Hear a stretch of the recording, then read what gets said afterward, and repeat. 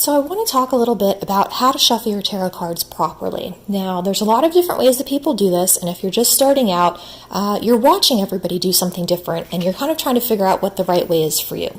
So there's not really a right or a wrong way, but there are certain rules that go along with it. When I shuffle my tarot cards, I'll kind of shuffle them like this. I also will do this just basic to blend them all together. Also, too, I will take my cards and I will twist them like this because you want to also make sure you get different upright and reverse meanings for every spread. And if you don't shuffle your cards properly, then when you cut the cards and lay them out in the spread, what happens is you kind of tend to get the same cards coming up over and over. So what you want to do is you always want to shuffle them really well between all of the spreads. Now, I've seen a lot of people do a lot of different types of shuffling, and the shuffling itself is not really what's important. What's important is, one, that you mix the cards up very well, however that works for you.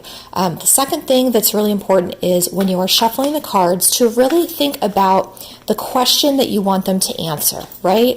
This is what you want to be focusing on because that energy is going from you into the cards, and it's telling the cards and giving the cards direction of what you want and need them to do. Now, before you lay the cards out, there's always different ways of cutting things. I'm going to show you what I do. So once I'm ready to cut my cards, they usually let me know. I kind of just feel like they're done being shuffled, or I hear the word stop in my head. And that's how I know that the cards are ready to be cut and laid out in the spread. Now, you always want to take your non-dominant hand. So I'm a lefty, so when I cut, I take my right hand and I cut the deck wherever I feel like it's good. I usually will kind of go and let the cards kind of fall and decide where I want them to be. And then I will make two piles.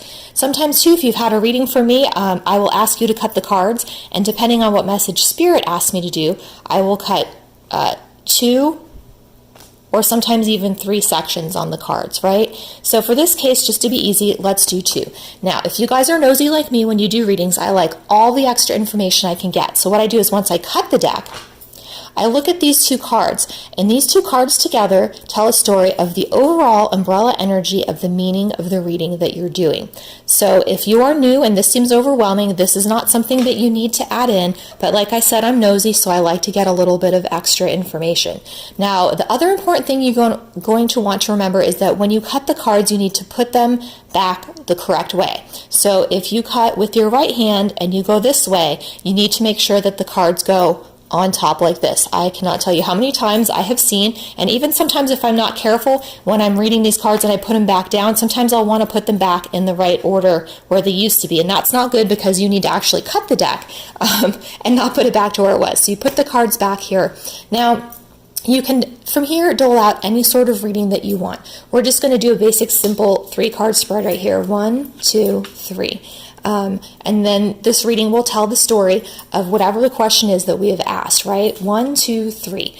So when you're shuffling the cards, it's very important to remember those basic things of how to cut the cards properly and make sure you shuffle them correctly, and also to make sure you're putting the correct intention of the energy that you want to come up in the reading. So hopefully that was helpful for you guys, and you have a little bit more easy time trying to shuffle these cards next time you're going in for a reading.